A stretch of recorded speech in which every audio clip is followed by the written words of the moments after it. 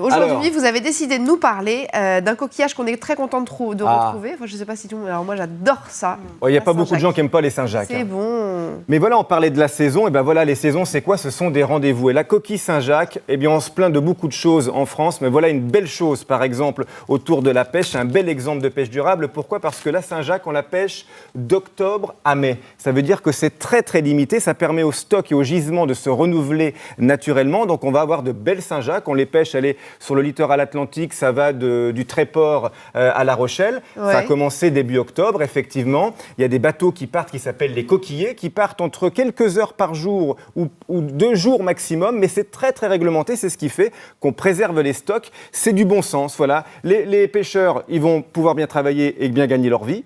Et la Saint-Jacques, elle va pouvoir se renouveler. Si on n'avait pas limité ce stock, si on n'avait pas limité cette pêche, eh bien, qu'est-ce qui se passerait? Les pêcheurs, ils n'auraient plus de boulot et on n'aurait plus de Saint-Jacques. Donc, vous voyez, c'est un très, très bon exemple de pêche durable. Alors, puisque vous parlez des coquillers, ça s'appelle? Les coquillers, absolument. Un petit sujet, justement, qu'on a tourné à Ouistreham, dans le Calvados. On y va? On embarque? On embarque.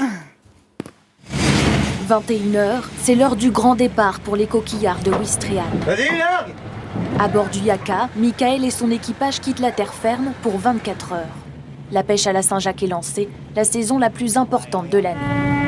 Si tu trottes là, octobre, novembre, décembre, c'est en gros, t'as planté la moitié de ton année. Hein. À 2h du matin, les premières dragues remontent. La pêche est plutôt fructueuse, 300 kg de coquilles d'un seul trait, mais la nuit est encore longue. Voilà, on a bien 10-12 heures d'affilée. Il y a quand même des petites pauses entre deux. Hein. Pas une heure de sommeil, Christophe restera sur le pont. Au lever du jour, nous retrouvons Michael. Il a veillé à la barre toute la nuit, presque une habitude pour le capitaine. Il pêche la coquille depuis 24 ans. C'est un métier à part. Hein. T'as pas d'heure, y a le mauvais temps, il y a la régularité. Des fois, tu travailles pour rien, des fois. La récompense est là, dans les filets. Ça va, on va pas se plaindre. Faut que ça dure maintenant, faut que ça dure. Et on est que le premier jour. Dès 6h du matin, près d'une tonne de Saint-Jacques est déjà en caisse. Cette saison sera peut-être meilleure que l'an dernier. L'année dernière, ça s'annonçait beaucoup plus compliqué que cette année. On verra bien. Mais les matelots trient avec précaution, la ressource doit être préservée. Si elle fait plus de 11 cm, elle est dans le bac, sinon elle retourne à l'eau. Le chalutier racle une dernière fois les profondeurs. Il est déjà temps de retourner à quai, car la coquille se fait attendre. Ça fait déjà 15 jours à peu près que les clients nous demandent quand est-ce que ça arrive. On s'en est rendu compte ce matin, elle a crié, elle a fait jusqu'à 3,60, 3,70 la petite.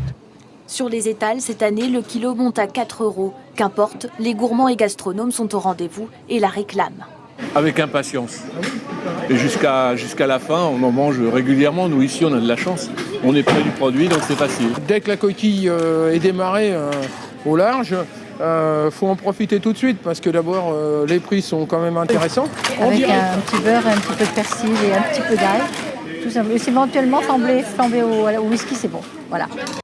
Alors c'est vrai que quand on n'habite pas sur la côte, on a tendance à se dire que c'est un repas de fête, la Saint-Jacques. On a toujours l'idée que c'est très cher. Oui, alors là c'est le moment de les acheter justement, parce que c'est pendant les fêtes que les prix grimpent, bien entendu. Mais là on va les trouver effectivement aux alentours de 4-5 € le kilo quand même. Le kilo avec coquille. Avec la coquille, évidemment, elles sont plus chères quand elles sont des coquillers parce qu'il y en a plus forcément au kilo.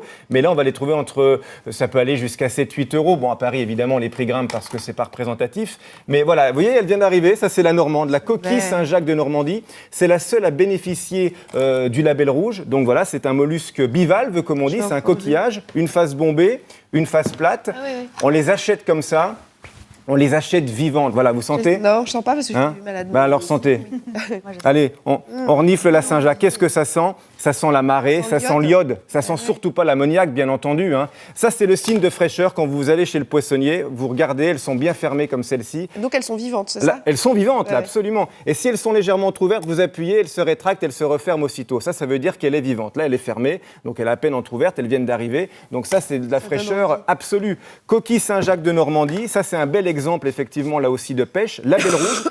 C'est un des rares produits de la mer qui bénéficie du label rouge. Il y a la coquille Saint-Jacques des Côtes d'Armor aussi, qui, elle, bénéficie d'une appellation d'origine protégée. Donc, on la pêche du côté d'Erquy. Celle-ci, elle est parfaite, la coquille Saint-Jacques de Normandie, parce qu'elle a une belle noix, elle a une belle noix de chair. Il y a du corail, c'est à ça qu'on la reconnaît, mais il n'y a pas toujours du corail, ça dépend des espèces. C'est à ça qu'on la Ça reconnaît. dépend de la saison aussi, mais celle-ci, elle a du corail, la coquille pensais qu'on avait Saint-Jacques tout le temps du corail, de Normandie. Enfin voilà, c'est vraiment la période d'aller acheter des Saint-Jacques. Et ça se conserve combien de temps alors, Laurent, une fois Alors, qu'on a acheté à ça plat, si vous les achetez vivantes comme ça, à plat, dans le réfrigérateur, 4 degrés maximum, 24 heures. Hein. Ah oui, donc il faut quand même y aller Non, rapidement. c'est un produit frais, Ouais. c'est un produit Ouais. fragile, c'est un produit vivant. On évite, quand on va chez le poissonnier, les coquilles Saint-Jacques décoquillées qui sont dans une espèce de saumure, qui sont toutes blanches. La Saint-Jacques, elle est nacrée, elle n'est pas blanche. Quand elles baignent dans la saumure, ça veut dire qu'elles ont eu le temps de se gorger d'eau, donc ça va Ouais, vous c'est gonfler ça. le prix à la caisse, évidemment Bien sûr. aussi. Donc on peut acheter des coquilles, des noix de Saint-Jacques Surgelées. décoquillées, surgelées, c'est pas un problème ça. Hein. Ouais. Elles viennent de l'Atlantique Nord-Est, de France, du Ça, c'est Canada. bon, non C'est bon. Le mieux, c'est de les acheter vivantes. On dit qu'il faut les décongeler dans du lait d'ailleurs. pendant Oui qu'ils aussi, servent. oui Ouais, aussi, c'est on bien. dit ça, mais l'idéal, là, quand c'est la pleine saison, c'est Ouais, vivant. chez le Et on les poissonnier. congèle soi-même, à la limite, si on veut. Juste un mot sur le corail. On les prend avec corail ou sans corail, ça apporte. Alors ça dépend des C'est goûts. une question. Moi, franchement, là, c'est personnel, je trouve que ça apporte pas grand-chose. C'est Ouais. un peu farineux, le corail, mais on peut l'utiliser pour faire un petit jus, une petite sauce, un petit D'accord. fumet qu'on va parfumer avec du curry, par exemple. Mais il y en a qui aiment bien le corail. Dans ce cas, on le poêle à côté de la noix de Saint-Jacques. Ouais. D'accord. Alors, on ne confond pas la noix de Saint-Jacques et la noix de pétoncle. Ah, malheureuse, Hein, on est surtout d'accord, pas. hein. Non, non. Alors ça, c'est pareil, c'est une espèce de flou d'ambiguïté qui m'énerve, ça, par exemple. Parce que vous allez acheter un plat préparé, c'est marqué Saint-Jacques gratiné. Et vous regardez autour, au fond, et ce sont des pétoncles. C'est petit en fait, c'est comme ça les C'est pétoncles. tout petit la tout pétoncle, petit. elle est plus petite. Ça, c'est la Pecten maximus. C'est le nom scientifique de la Saint-Jacques. Il faut regarder si le mot Pecten est au dos de votre plat préparé. Le mieux, c'est de pas manger de plat préparé, Ouais, c'est de c'est faire ça. la cuisine soi-même, hein, déjà. Franchement. Mais D'accord. voilà, il y a une espèce d'embrouille comme ça. La pétoncle, elle est plus petite. Mais des pétoncles fraîches, c'est pareil, c'est sublime, c'est magnifique. Oui, c'est très bon, hein. C'est- On n'est bah, pas en c'est- train de c'est dire qu'il ne faut pas délicieux. manger de Ah non, pétoncles. non, il faut manger des pétoncles. Mais dès qu'on peut acheter les produits de saison et les cuisiner soi-même, c'est évidemment beaucoup mieux. Alors, comment on les cuisine? En fait, c'est très facile parce qu'on fait cuire 3 secondes. Oui, alors on les ouvre d'abord. Vous voulez Oui. qu'on parle de l'ouverture? Alors, allez-y. Hein, on a toujours peur de les acheter entières comme ça. Ouais. Regardez, un couteau bien aiguisé, vous longez le plat de la coquille. Voilà, ça c'est fait. Vous ébarbez, comme on dit, vous retirez évidemment l'appareil digestif de la Saint-Jacques et vous les passez rapidement, pas plus que ça, sous un filet d'eau claire pour les nettoyer. Et ensuite, avec une cuillère, vous enlevez C'est la noix. facile en fait. Mais bien sûr que c'est facile. Il faut l'acheter en coquille. Oui, sinon vous demandez au moins cher. poissonnier, il est là pour ça aussi, Oui. le poissonnier. Ouais, il peut Et vous ça le vous faire coûtera aussi, pas ça plus vous- cher. Ah, ça Non, coûte pas plus non, cher ça fait partie du job. Ah, c'est vrai. Mais bien sûr. Non, ça vous coûtera pas plus Il le cher. fait très bien. Et il le fait le très fait. bien. Eh ben voilà. Mais Hein, non. on va demander. Et donc ensuite, on les cuisine comment alors? Alors, cuisson très courte, 30 secondes par phase dans un petit peu d'huile d'olive ou alors dans un beurre clarifié, un beurre fondu auquel on a retiré la caséine, le petit lait. Et pour voir si elle est bien fraîche, vous voyez, c'est cette couleur blond doré comme ceci. C'est parfait, 30 secondes par phase et il faut que la chair à l'intérieur soit translucide. Eh oui. Il ne faut pas que ce soit trop sec. Évidemment, on la veut moelleuse, légèrement croustillante à la surface et bien fondante à l'intérieur. Et on parlait des enfants, ça fait partie des coquillages qu'il faut faire goûter aux enfants parce que c'est doux, c'est sucré. Là, je les avais cuisinés avec des betteraves parce que c'est la saison de la betterave et c'est un très bel accord terre-mer, comme on dit. Donc on peut se faire plaisir avec la Saint-Jacques, on peut la cuisiner crue. En Oui, on carpaccio. peut faire des carpaccio alors là, avec un petit jus de citron, une petite huile d'olive et des baies rouges. Voilà, des baies Ah, roses, un vinaigre clairement. de framboise, des grains de grenade, même si vous voulez, par-dessus. Ah ouais. Ça va apporter un petit peu de croquant. Des perles de hareng, c'est quelque chose qu'on trouve aussi dans le commerce qui coûte pas cher. On dirait des sturgeons ou du caviar, mais ce sont des perles de hareng qui sont faites avec croquant. la chair du hareng. Vous mettez ça sur votre carpaccio de Saint-Jacques. C'est une entrée qui vous prend, 10 minutes de travail. Les Saint-Jacques au curry aussi, c'est bon d'ailleurs. Saint-Jacques au curry, les épices marchent très Il y bien. a avec beaucoup de les chefs. Hein. Enfin, d'ailleurs, c'est Oui. facile. Enfin, c'est facile. On peut élaborer toutes sortes de recettes hein, avec les Saint-Jacques. Oui. Vraiment se faire plaisir. Alain Ducasse les cuisine par exemple avec un beurre clarifié, ce fameux beurre fondu dont je vous parlais, avec des capres et du persil, un peu comme une persillade. Vous pouvez les mettre au four aussi, 10-15 minutes, pas plus, à 180 degrés avec une petite persillade tout autour. Voilà, c'est le moment de cuisiner la Saint-Jacques. Voilà. Bah, allez-y. Précipitez-vous chez votre poissonnier pour acheter de la Saint-Jacques. Vous vouliez parler d'un autre produit, Oui, Laurent, le lait. le lait. Et d'une marque, c'est pas courant, mais je vais parler d'une marque qui s'appelle la marque des consommateurs. Oui. Et cette marque vient de lancer son premier produit, c'était lundi. C'est Kill Patron, c'est du lait qui est C'est écrit là. rémunéré au juste prix pour son producteur. Nos paysans, nos exploitations laitières sont en train de crever de faim, comme on dit. Nos paysans n'arrivent plus à vivre et à joindre les deux bouts quand ils font du lait. Donc c'est une marque qui a demandé aux consommateurs de fixer le prix et les conditions de production. D'accord. Donc ça représente pour l'instant que 50 exploitations laitières de l'Ain, dans la région de la Bresse. C'est vendu chez Carrefour pour l'instant. On peut les citer parce que c'est une belle En fait, prouesse. ils sont allés voir Carrefour. Voilà. désolée. Non mais vous êtes malade, et on va vous faire un petit lait chaud avec du miel, c'est très bon ça. Ils sont allés voir Carrefour directement, ils ont dit voilà, nous on a des problèmes on n'arrive pas, on a parlé beaucoup de la crise du lait, etc.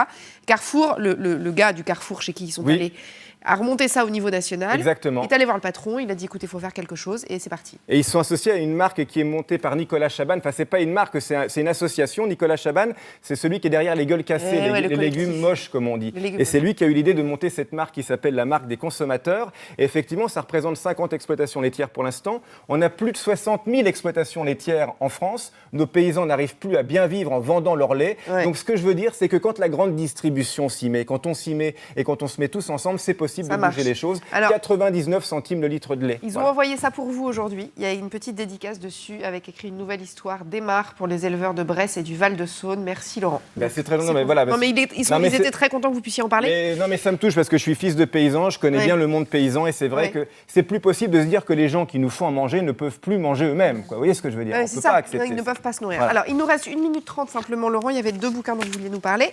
Alors, rapidement, le bouquin...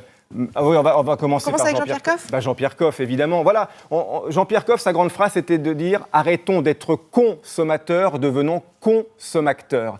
C'est ce qui se passe avec le lait, effectivement. Et Jean-Pierre, que j'avais eu l'occasion de revoir juste avant sa mort, me racontait qu'il travaillait à un joli livre pour les éditions Larousse. C'est un amoureux des dictionnaires. Son livre-là s'appelle « Coup de cœur et coup de fourchette ». Et ce sont ses grands engagements autour de la charcuterie, autour de la pomme de terre, autour des produits tripiers. C'est un livre très documenté. Jean-Pierre Coff fournissait petit à petit ses feuilles comme ça à son éditeur. On retrouve tous ses coups de cœur, tous ses engagements. Il y a une très belle dédicace et une très belle préface de Laurent Ruquier qui fait un bel hommage à son pote âgé, comme il dit. Et on retrouve vraiment tous les amours et tous les coups de gueule de Jean-Pierre Coff avec plein de recettes de la cuisine de ménage, comme il disait. Et c'est un livre effectivement très documenté, très renseigné. C'est un petit côté dictionnaire, encyclopédie et livre de recettes à la fois. Et ça vient de sortir hier. 19,95 chez Larousse. Ça fait une idée de cadeau de Noël, on commence sur les cadeaux de Noël. 30 secondes pour le dernier. Voilà, ça c'est un très beau livre aussi, Made in France, aux éditions Hachette, les trésors gastronomiques de nos régions. C'est Jean-Sébastien Petitmanche qui a fait ce livre et qui dresse un inventaire du patrimoine culinaire gastronomique de nos régions. Donc on retrouve évidemment la coquille Saint-Jacques, par exemple, des Côtes-d'Armor, qui bénéficient d'une appellation d'origine protégée, les fromages de nos régions, nos fruits et légumes qui bénéficient eux aussi dans certaines régions d'appellations d'origine contrôlée. Enfin, toute cette diversité qu'il faut sauvegarder et protéger. Ça s'appelle Made in France. Laurent était aux couleurs du Made in France aujourd'hui. Et moi aux couleurs de la Saint-Jacques. Et vous aux couleurs de la Saint-Jacques avec votre jolie marinière. Exactement, merci beaucoup. Votre site internet laurentmariotte.com. Pour les recettes si on veut, oui. On se retrouve la semaine prochaine. Avec plaisir, on parlera de chocolat. Et ce week-end, avec un invité surprise. Attention, teasing. Et vous allez à Villepinte, à Villejuif, ce week-end pour le salon Bon si vous êtes dans le coin avec vos enfants. Merci beaucoup. La suite, c'est le journal.